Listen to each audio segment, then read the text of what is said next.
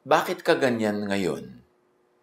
Ikaw ba ay biktima ng mundo, ng buhay, o ikaw ang lumilikha ng iyong buhay? Ikaw ba ay pinagtagumpay ng mga kapalaran o merong kang napakalaking papel sa iyong mga tagumpay? Bakit ganyan ang nangyayari sa buhay mo? Ano? Sino ang lumilikha ng reality mo? Proverbs 27:19, as water reflects the face, so one's life reflects the heart. Ang buhay ay salamin ng puso at isip. Ang nangyayari sa buhay ay reflection, bunga ng iniisip at dinarama. Namnamin ang kahulugan niyan. Ang nangyayari sa buhay ay bunga ng isip. Proverbs 4:23, above all else, guard your heart, for everything you do flows from it. At sabi ng New King James Version, Proverbs 23:7, for as he thinks in his heart, so is he. As you think, kung paano ka mag-isip. Yan ang pamagat ng ating pag-aaral ngayon. Nanawa, maging maganda ang bunga sa paraan ng ating pag-iisip para maging maganda ang bunga sa ating pang-araw-araw na buhay. Your eyes see what you happen to see, yes, but more than that, your eyes see what you choose to look at, to focus on. Sa dinami-rami ng pwedeng makita, namimili ang mata ng tititigan. Your thinking creates your reality. Ang pag-iisip, ang iniisip mo, ang gumagawa ng realidad mo. Our thoughts, if you think them over and over and assign truth to them, become beliefs. Namnamin. Ang inuulit-ulit na pag-isipan, pag ginawaran ng katotohanan, pag ginawa mo ito ang iyong truth, ito ang iyong reality, pag ginawaran ito ng pagiging totoo, ay nagiging faith, nagiging pananalig. Ano man ang inuulit-ulit mong pag-isipan, pag inassignan mo ito ng truth, ito ang iyong truth, ito ang iyong nagiging faith, pananalig. Ang pananalig ay lumilikha ng cognitive filter na siya mong pinagsasalaan at pinagbabatayan ng pagbibigay kahulugan sa mga nangyayari sa mundo mo.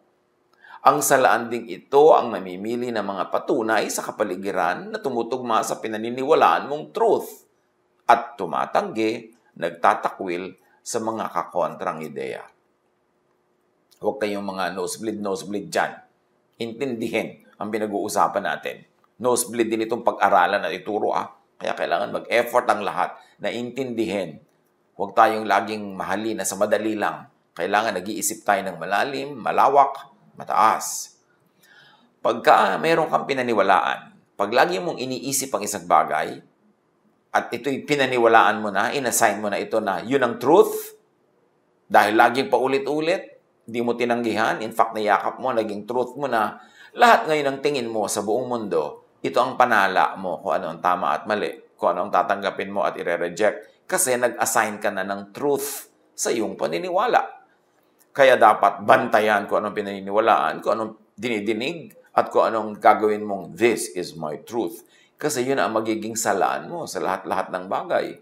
Dahil sa selective filtering system ng brain, tinatawag na priming, that works on activation-inhibition model, pag ang isip ay primed by a certain belief to look for something, pinagsasarahan nito ang mga kakontrang neural networks. Kaya nahihirapan o mahihirapan kang makita ang patunay na kontra sa nauna o dati ng paniniwala. Pag kinondisyon mo ng utak mo kung anong katotohanan, pag tinanggap mo ng ito ang katotohanan, at ito na ang iyong naging pananalig, pati sarili mong utak ay mabubulag na, hindi na niya makikita ang mga patunay na kontra doon sa pinaniwalaan mo na. Kaya mahirap kausap ang religious person at ang very political ang utak.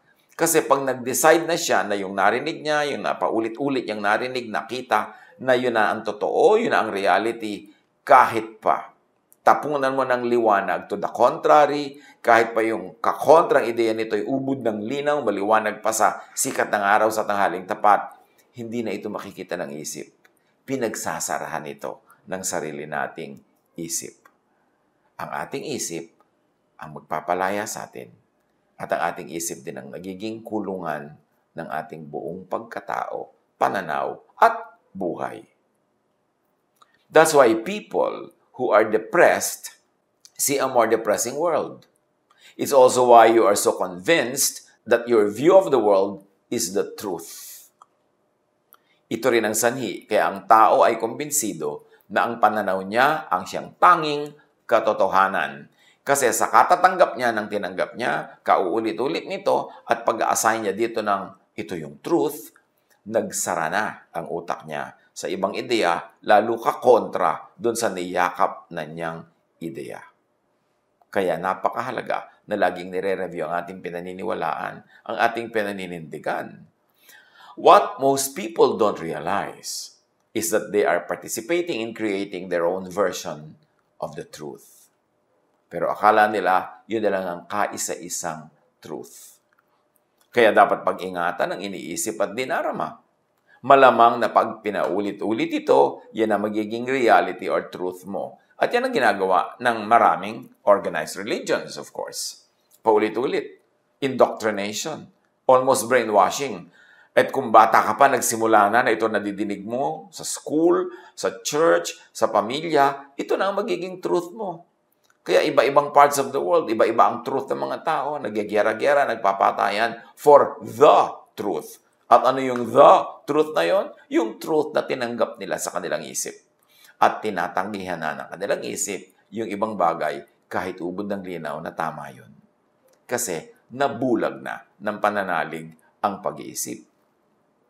Proverbs 4:23, above all else, guard your heart, for everything you do flows from it. Guard your mind, guard your belief, guard your idea, because everything you will do will be shaped by your belief. Proverbs 6:14, who plots evil with deceit in his heart, he always stirs up conflict. Mula sa isip, tungo sa salita at sa gawa. Pagka deceitful at quarrelsome yung isip, ang action niya magiging deceitful and quarrelsome. Natural. Proverbs 27:19, as water reflects the face, so one's life reflects the heart. Ang buhay ay salamin ng puso at ng isip. Ang nangyayari sa buhay ay reflection, bunga lang ng iniisip at dinarama. Nandyan ka dahil inisip mong dapat ay nandyan ka at inisip mong pupunta ka dyan. Nandyan ka dahil pinaniwalaan mo yan ang best para sa'yo. Nanalig ka, so ginagawa mo. Psalm 139:23, search me, God, and know my heart. Test me and know my anxious thoughts. Dapat laging ipasuri at ipasala sa may likha, sa Word, kay Jesus, sa Jesusness, ang iniisip at dinarama. Maraming tao, sobrang nakondisyonan na sila na Pharisees ang tama. Kaya pag tinuruan mo ng Jesusness, nire-reject si Jesus. Sobrang nakondisyon na sila na law ang umiiral. So pag tinuruan mo ng grace, ayaw tanggapin. Sobrang nakondisyon na sila na they are hopelessly sinful. Pag tinuruan mo ng restoration and forgiveness of God, hindi makayang tanggapin. Kaya laging guilty pa rin at nagpapagilty pa rin sa iba. Kasi ang indoctrination ng religion ay talaga namang non-stop. Mula bata, from cradle to the grave, idinidikdik sa iyo ang doktrina ng isang grupo na inaniban mo o inaniban na yung mga magulang. Kaya mga tao nagyagyera-gyera, ang dami naging patayan dahil sa religion. Both sides or all sides believing that their truth is the truth. Dapat sinasala, nire-review, dapat ating sinusuri ang ating mga pinaniniwalaan and be willing to change our mind, our hearts, when we are confronted with a better truth or a higher version of truth. your eyes see more and more of what you look at and focus on, of what you choose and want to see. Kaya yung mga nagiging zealots, nagiging fanatics, kasi syempre, kung gusto mo yung isang paniniwala, gusto mo ang isang kaisipan, laging yun ang isipin mo, laging yun ang papakinggan mo, laging yun ang uusalin mo, lalong sumisidhi ang paniniwala mo doon hanggang maging zealots ka na. Kasi ang brain natin, nakukondisyon yan eh. Kung anong lagi mo tinitingnan, yung nag-a-adjust ang brain mo para yun na makita. At hindi na niya tinitingnan ang mga ayaw mong tingnan, ang ayaw mong makita, hindi na tinitingnan ng brain mo. Akala mo tuloy, wala na yun, hindi na nag-e-exist, at yun na lang paborito mo ang nag-e-exist. Our brains shape our reality. Social reality can even shape physical reality. For example, it's a stereotype to think that girls aren't good at math. When people believe that stereotype, which is a social reality, they may expose girls to fewer math and physics problems than they do boys, creating a self-fulfilling prophecy that perpetuates the stereotype. Kasi meron na silang pinaniwalaang katotohanan, lahat ng gagawin nila nakasang-ayon na doon, so lalo naman sisidhi ang paniniwala nila na yun na nga ang tama. Dapat sinusuri kahit pananalig, kahit doktrina, because the truth will always stand the test. Bakit ka matatakot na suriin ang iyong truth? Tapunan ng liwanag, i-examine. Kung naniniwala kang truth, ito talaga, ipapa-examine mo. Dahil lalabas at lalabas ang katotohanan. Huwag tayong masyadong matigas ang ulo na, yan ang aking paniniwala, yan ang sabi ng aking preacher, yan ang sabi ng aking teacher, therefore, yan ang truth. Dapat reviewin lahat. Ang pinagsama-sama at nagkakaisang human brains create social reality, a superpower that can move mountains. Kaya yung mga naniwala sa isang leader, halimbawa, yung mga naniwala kay Hitler, pinaniwalaan nila lahat ng mga sinasabi ni Hitler, inulit-ulit ito ng media, pinaniwalaan, itinuro sa mga eskwelahan. So, na-create yung historical events, not only in Germany, but all over Europe. At nakaapekto sa buong mundo. Kasi napakaraming nag-subscribe sa paniniwala na yon. Any group of people can make up abstract concepts, share them, and weave them into a reality. Kaya nagkakaroon ng mga, kumisan, mass suicide sa mga relihiyoso.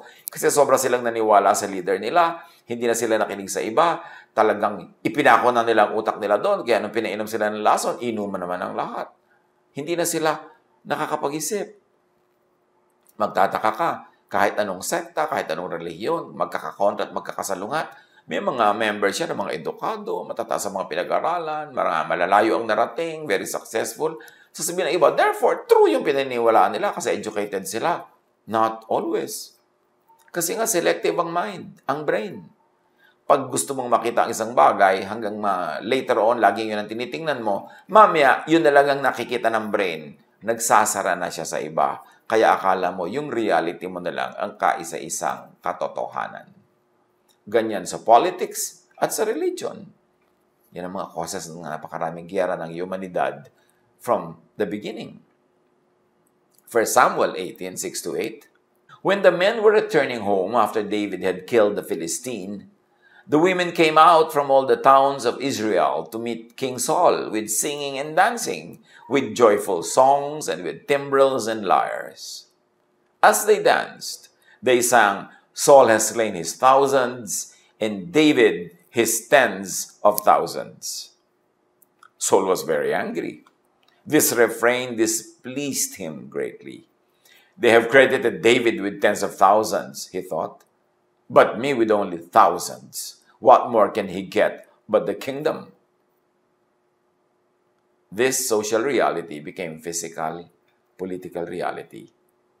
Nagkaroon ng physical war between Saul and David, and indeed, David got the kingdom. Inisip, kinanta, sinayaw, naging totoo. Hindi dahil magic. Dahil lahat ng nakinig, nag-isip, sumayaw, tumulong sila na para yung napakinggan nila, sinabi nila, isinayaw nila at ikinanta, ay matupad na kondisyon ng utak nila. ginawang katotohanan sa buhay nila ang dati-rati kinakanta-kanta lang nila. Psalm 55 verse 4, My heart is in anguish within me. The terrors of death have fallen on me. Nega creates and births mega nega. Kasi malungkot ang puso niya, so anong nangyari? The terror of death have fallen on me. Mas pinalungkot siya ng sarili niya. Kaya mga nade-depress, ang lagi nakikita niyan, mas nakaka-depress. Yung nalulungkot, ang nakikita niya, ang narinig niyan, mas nakakalungkot. Kaya yung paranoid, lahat ang nakikita niya, nadidinig niya, nagdadagdag sa kanyang paranoia. Kaya pag tayo nakahalata na tayo dumudulas down the slippery slope of something that shouldn't be happening, we should reverse our thoughts immediately. We should get out of that thought. Nalulungkot ka na, alisin mo na yung nakakalungkot na tugtog, nakakalungkot na ilaw, nakakalungkot na mga bagay, alisin mo na yung nakakalungkot na mga alaala para hindi ka tuloy-tuloy ang lamunin ng lungkot. Nagagalit ka na, maghahanap ka pa ng mas nakakagalit, makikinig ka pa sa mga sulsol, magagalit ka na magagalit hanggang maging mamamatay tao ka na niyan. Ganon din yung love yung romantic love. Pagka nag-decide ka na ay, lovable ang taong ito, attractive siya. Pag lagi mo siyang inisip ng inisip, pinalaki mo yung maliliit na bagay, lumalaki nga sa isip mo, na-in-love ka na. At pag na-in-love ka na, hindi mo na nakikita ang kapintasan. Ang nakikita mo na lang, yung katangian, dahil yung mind mo selective na. Ang pinipili na lang ng mind mo na tingnan, yung itinuro mo sa mind mo na tingnan. Ang sinasabi na lang ng mind mo, yung gusto mong marinig. Kaya pag in love ka dito kay Bigote, tapos sinasabi ng nanay mo na nagmamahal sa'yo na hindi siya boto, ayaw niya, sa nanay mo pa ikaw magagalit. Hindi ka naniniwala, hindi mo makita yung truth ng nanay mo kasi binulag ka na ng truth na isinaksak mo sa sarili mong utak. Kaya pinag-iingatan ang iniisip. Pinag-iingatan na pinapanood, pinapakinggan. Kasi pag pinakinggan mo ng pinakinggan at tinanggap mo, at inassignan mo ng truth, na ito na ang truth ko, ang utak mo wala nang ibang aaproban kundi yung sang-ayon doon sa decision na yon. Tatanggihan niya, tatakpan, hindi na papapasukin ang mga salungat na ideya. Hanggang maging bigot ka na, maging one-sided brain ka na, maging one-sided utak and thinking, hanggang maging bias ka na. Kaya ang utak, ang belief, laging challenge, laging tinatanong, laging tinatapunan ng liwanag ni Jesus. Kaya napakasidhi at napakalupit ng mga religious wars, religious quarrels. Sa sariling pamilya, mga magkapatid nagtatakwilan. Sa sariling church, nagbabatuhan, nagsasakitan. And each of them believes that his or her truth is the truth. Kasi dinedeceive tayo ng ating isip. Una, ikaw ang nangyayari, ikaw ang nakakapangyari, pinapasunod mo yung isip mo, pero mamaya yung isip mo na ang kokontrol. Kasi nalaman na niya yung cue mo. Nalaman na niya kung anong gusto mo, yun na ngayon ang ibibigay sa'yo. Yung gusto mo nang makita ang makikita mo.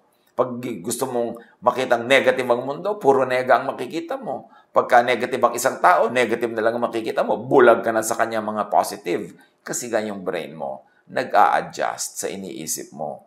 To the point na kung ano ang gusto mong isipin, yun na lang ang pinapaisip sa'yo at pinagsasarhanan ng utak mo ang ibang bagay. Ganyan-ganyan sa religion, ganyan-ganyan sa politics, ganyan-ganyan sa social norms. Kaya napakahalagang laging sinusuri ang pag-iisip. Psalm 55 verse 4, tulad ng binasa na natin, My heart is in anguish within me. The terrors of death have fallen on me. Bakit? Yung heart dyan, ibig sabihin din yan, mind. Yan ang iniisip mo, yan ang mangyayari. Ang kinakatakutan mo, matutupad. Kasi yun ang ngayon ang hahanapin ng utak mo at i-offer sa'yo. What and how you think shapes your mind accordingly. Pagka-isip ka ng isip, yung mind mo nag-a-adjust, yun na lang i-accommodate niya. Yun na lang ang gusto niyang isipin at yun na lang ang ipapaisip sa'yo. Our minds aren't passive observers, simply perceiving reality as it is. Our minds actually change reality. Probably the best known way the mind shapes reality is the placebo effect, where people get better if they simply believe that they are being treated for a disease. Marami na experiments niyan. Group A ng pasyente, paiinumin ng gamot. Group B, paiinumin ng hindi tunay na gamot. Isa lang na neutral something, whatever it is, pero pinaniniwala silang gamot ang iniinom nila. At pag naniwala sila doon, gumagaling nga. Ang laking bagay ang sinasabi ng mga experiments na yan, na ang iyong paniniwala nagiging totoo. Na napakamakapangyarihan ang pananalig. Kaya nga sabi ni Jesus, believe, command this mountain to throw itself into the sea, and it will. It will become your reality. Pain is highly responsive to each person's psychology and mindset. Those who expect worse pain, ruminate on it, think of it, and feel helpless about it, what's called pain catastrophizing, feel more intense pain, stay longer in hospitals after surgery, and often require more painkillers. Pag ang tao ay napakahiling mag-isip ng sakit, na siya'y masasakitin, na siya'y masasaktan, yun nga nangyayari. Ang tagal niyang gumaling. Pero yung nag-iisip na gagaling siya, nananalig, mayroong faith, mabilis gumaling, mabilis mag-respond sa medication. It's all in the mind. Pag lalong iniisip, pag lalong pinag-uusapan, lalong kinakatakutan, lalong nangyayari. Kaya hindi maganda yung mga lagi ang pinag-uusapan nyo, mga sakit. Pagka maraming tao, lalo seniors, pag nakita-kita na, wala pinag-uusapan kundi ang sakit nino. Nagpapaligsahan kung kaninong blood pressure ang mas mataas, kung kaninong blood sugar ang mas mataas, kung kaninong sakit ang mas malala. Kaya ayun, nagkakalubog-lubog din uli sa sakit. Pagka ang gusto nyo laging pag-usapan, kapintasan na inyong hipag, lalong nagagalit kayo sa kanya. At lalo siyang nagiging kapintas-pintas kasi yung reality ng utak nyo umaapekto sa mundo. Nagkakatotoo ang laging pinag-uusapan, lalo't pinaniniwalaan. Di ba? Faith moves mountains. Kahit negative faith. Pag naniwala kang hindi ka nagagaling, hindi ka nagagaling. Pag lagi niyong pinag-uusapan na, naku, maghihirap ang buhay, ang hirap ng buhay, ang hirap ng hanap buhay, ganun nga mangyayari. Yung mga may tindahan, pagka tinanong mo, magkano ang benta mo? Mahina, matumal. Siguro sa takot mautangan, sa takot na mahingan. Pero kasasabing matumal, mahina, ay tumutumal talaga, tumihina.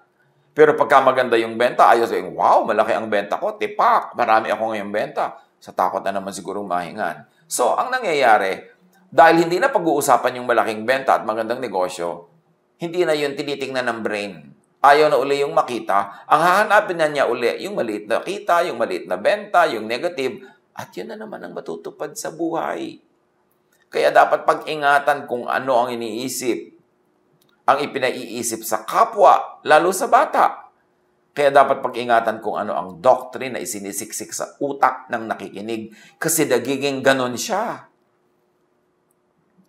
Bakit ang daming relihiyoso nagiging masama ang ugali? Nagiging judgmental? Kasi yun ang lagi nadidinig mula sa preachers and teachers. Judgmentalism. Bakit marami mga relihiyoso nagiging mapaghiwalay sa kamag-anak, sa mga kaibigan? Kasi yun ang laging nadidinig. Nagiging totoo sa buhay nila ang kanilang nadirinig. Your mind is wired to be shaped by what you think of, by what you focus on, by what you search for. Kaya pag nag-decide ka na in love ka na kay Guwaping, ang hinahanap na lagi ng isip mo yung nakaka-in love, dire-reject niya yung mga nakakainis at mga mali. Kaya nabubulag ka sa pag-ibig. Kaya sinasabi nila, love is blind. Because now you decide what to see, you decide what to hear, you decide your reality, and once you have decided on it and you believe in it, and you assign it truth, it will happen.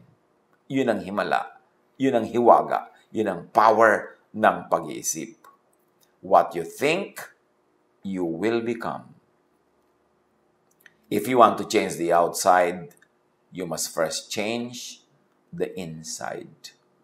You must change the attention of your thoughts. Because what you think directly influences how you feel. And how you feel directly influences how your body reacts. And how your body reactions directly influence how you behave. And how you behave comes to define what you are and what you experience in life. Totoo ang ini-imagine. Pag in-imagine mo ngayon na ang mahal mo sa buhay ay nagtataksil sa'yo, nagiinit na yung punong tainga mo, bumibilis na ang tibok ng iyong puso at ang iyong pulso, sumisikip na ang iyong paghinga, at humihirap na ang iyong pakiramdam. Imagination mo lang yun. Hindi pa yung nagaganap sa kanya. Pero pag naganap na sa isip mo, umaapekto na sa iyong katawan. Thoughts become physical realities. Tumatawid mula sa loob ng iyong utak papunta sa buong mong katawan. Kaya ang imagined things become real. Kung ano ang gusto mong maging real in your life, yun ang lagi mong isipin, yun ang lagi mong imaginin. Ganon din yung mga sexual desires. Pagka in-imagine mo na nakikipagtalik ka sa isang tao, lahat na ng mga sensations ng tunay na pakikipagtalik, ay mararamdaman mo na rin. Kasi nasa isip mo na. Pag iniisip, nagiging totoo sa physical world. Kaya dapat pag-ingatan ang iniisip. Pag inayos ang loob, aayos ang labas. Pag inayos ang isip, aayos ang mundo, aayos ang buhay. So nagsisimula ang lahat sa pag-iisip. Paano ka ba mag-isip? Optimistic, pessimistic, positive, negative? Mapaniwalain o ayaw maniwala? Paano? Thoughts, in and of themselves, have no power. It's only when we actively invest our attention into them that they begin to seem real. And when we engage with specific thoughts, we begin to feel the emotions that were triggered by these thoughts. We enter a new emotional state which then influences how we act. Pag inisip, nakakaapekto sa emosyon. Yung emosyon makakaapekto sa yung action. Kaya sa isip, nagsisimula ang lahat. Psalm 10:4, in his pride, the wicked man does not seek him. In all his thoughts, there is no room for God. Kaya merong believer at may hindi believer.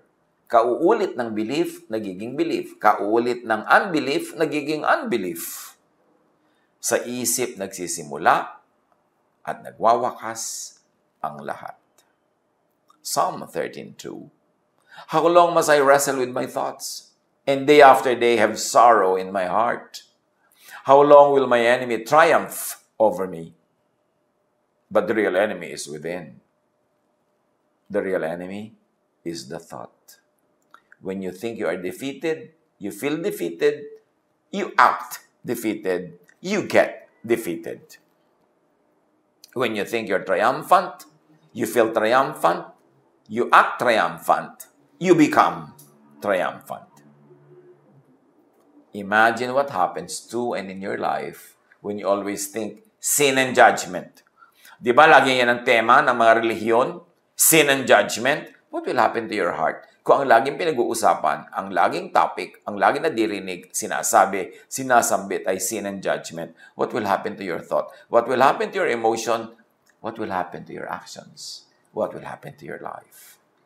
Imagine what happens to you and in your life when you always think confession of sin, repentance, evil, when you always think of the devil. Devil lagi ang topic, devil ang pinag-uusapan, devil ang dinirinig, at ipinaririnig. So you see the devil in your cup, in your coffee cup. Kasi laging yun ang iniisip. Ano ang nangyayari sa iyong isip, sa iyong emosyon, sa iyong action, kung ang laging issue ay end of the world, death, spiritual warfare? Pagka ang laging focus ang iyong religious activity ay warfare, pati sa prayer, warrior ka. Ano nangyayari? Natatahimik ka o hindi? Natatakot ka o hindi? Nagugulo ka o napapayapa?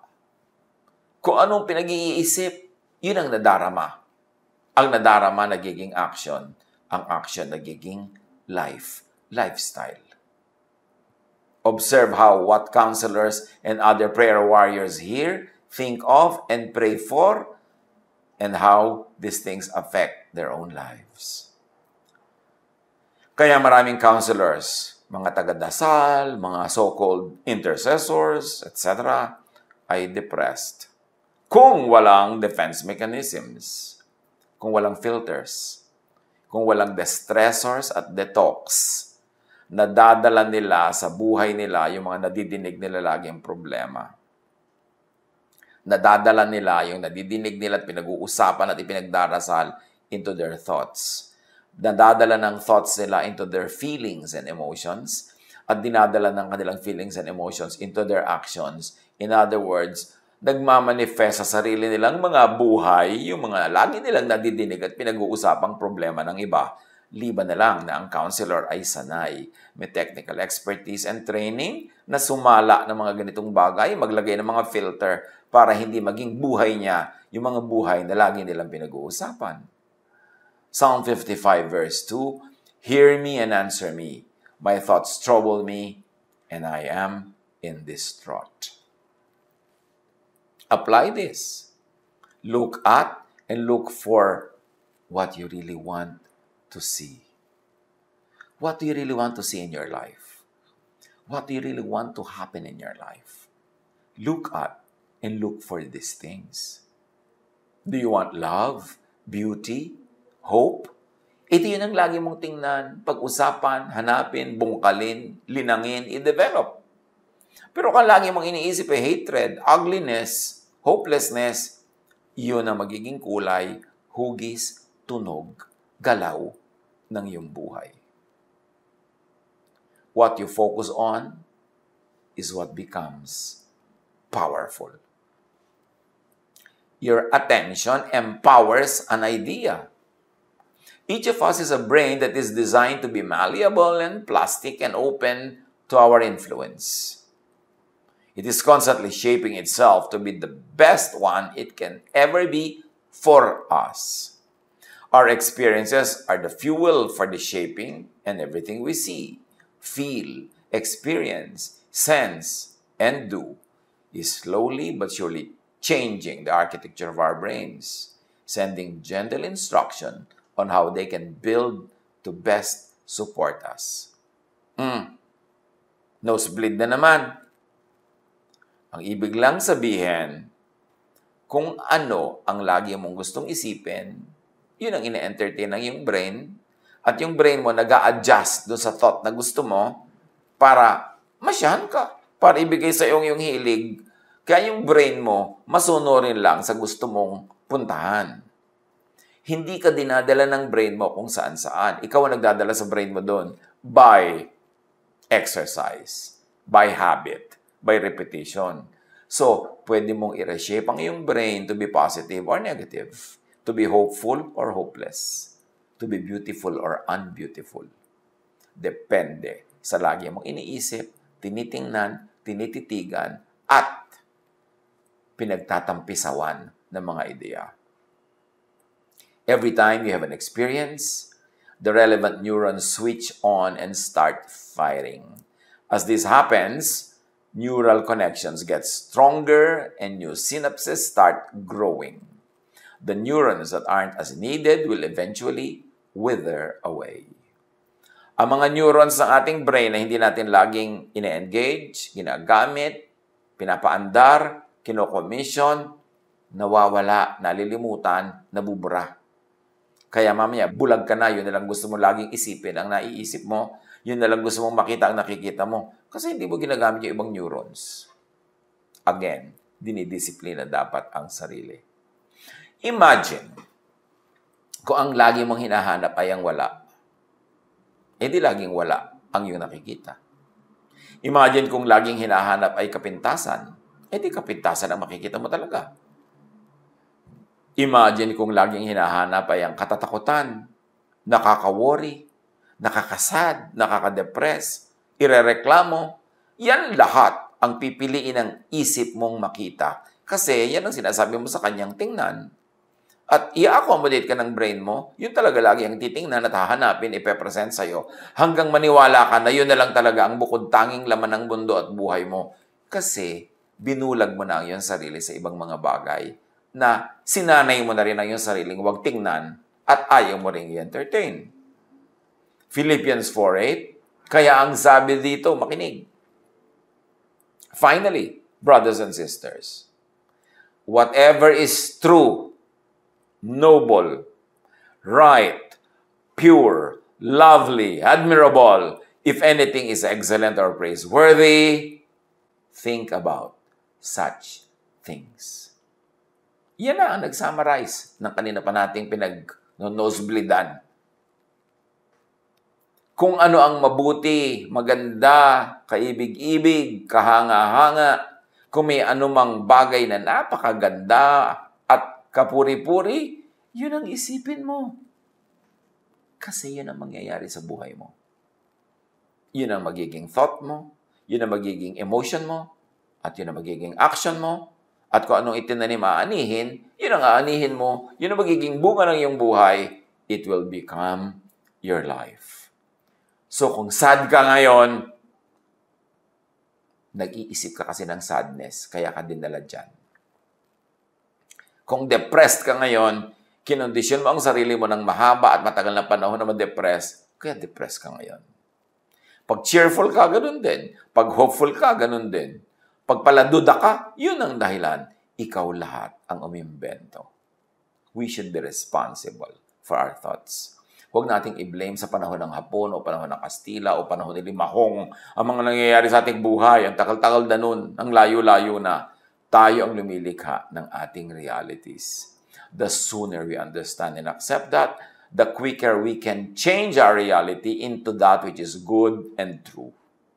2 Corinthians 10:5, we demolish arguments and every pretension that sets itself up against the knowledge of God.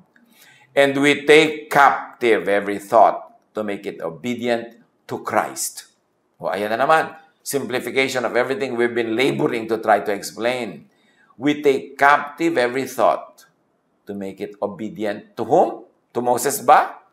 To Paul ba? To Peter ba? No. To Christ. To Jesus-ness. You want rest? You want peace? You want love? You want restoration? Ino-offer lahat yan ni Jesus. Go to Jesus. Sabi niya, come to me all of you who are tired and heavy laden, and I'll give you rest. So rested ka ba ngayon? Kasi nag-isip ka, sumunod ka kay Jesus. Hindi ka rested, hindi ka bothered, kasi may iba kang iniisip. May iba kang nararamdaman, may iba tuloy nangyayari sa iyong buhay. Ganun lang, kasimple.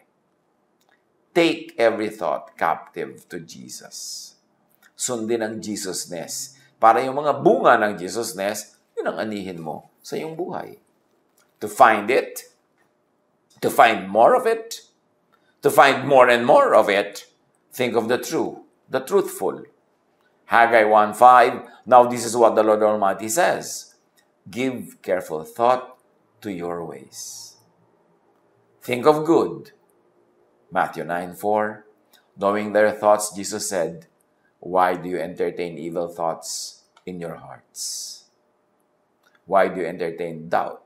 Why do you entertain fear? Why do you entertain judgment? Why are you entertaining all these things? They are affecting you. Think of the progressive. Kailangan umaasenso.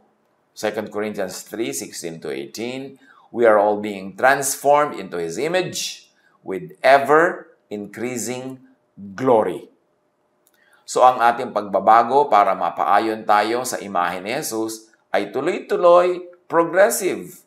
Hindi yung kung anong narinig mo, paniniwala mo, stand mo nung unang-unang narinig mo yan, noong panahon ni Kopong-Kopong, yung ka pa rin ngayon, walang nagbago, walang nag-increase na glory. Dapat nag-glorify ang Panginoon sa ating patuloy na pagbabago. And you grow by outgrowing something. You grow in the mind by outgrowing your old mind. You grow in thought by outgrowing your old thoughts. Huwag matakot magbago ng isip kasi pag hindi ka nagbago ng isip, mabobonsai ka o mafofossilize ka, you will never grow from glory to glory. Think of the helpful, the edifying, the enriching. Do not think nega. Luke 5:22, Jesus knew what they were thinking and asked, Why are you thinking these things in your hearts? See, lagi ang tinatanong ni Jesus, ba't yan ang iniisip mo? Ba't yan ang laman ng iyong puso? Think of the loving. Think of Jesusness. Romans 12:2. Do not conform to the pattern of this world. At ang mga parenthetic expressions ay ating suggested reading. Do not conform to the pattern of this world, the Pharisaic, but be transformed by the renewing of your mind into Jesusness. Then you will be able to test and approve what God's will is, His good, pleasing, and perfect will. Kay Jesus makinig. Sabi ng Ama, "This is my Son, with whom I am well pleased. Listen to Him." Ephesians 4:23, be made new in the attitude of your minds. What you want to change, you first have to change in your mind. Pag nagbago ng isip mo doon, susunod ang emotion, susunod ang action, susunod ang reality. Think of the restful. Sabi ni Jesus, come to me and I'll give you rest. Think Jesusness. Think of the peaceful. Sabi ni Jesus, my peace I give to you. Think Jesusness. And do not make un-Jesus idols, yung mga kontra kay Jesus. Psalm 115:8, those who make them will be like them, and so will all who trust in them. Pagka ang idol mo ay law, judgment, yun ang magiging buhay mo. Shape ng iyong isip, at yun ang magmumulto sa iyo lagi. Look up to, think of, follow Jesus. Philippians 2:5. Have the same mindset as Christ Jesus. So mind na naman ang pinag-uusapan. Isip. Ang isip binabantayan. Hindi ito hinahayaan magpunta kung saan-saan na lang niya maisipan. Kasi may mga automatic na yung pupuntahan pag sinanay mo magpunta doon. 1 John 2:6, whoever says he abides in Him ought to walk in the same way in which He walked. Live in Jesusness, not in Pharisiness, para magkaroon ng peace ka at peace ang iyong kapwa.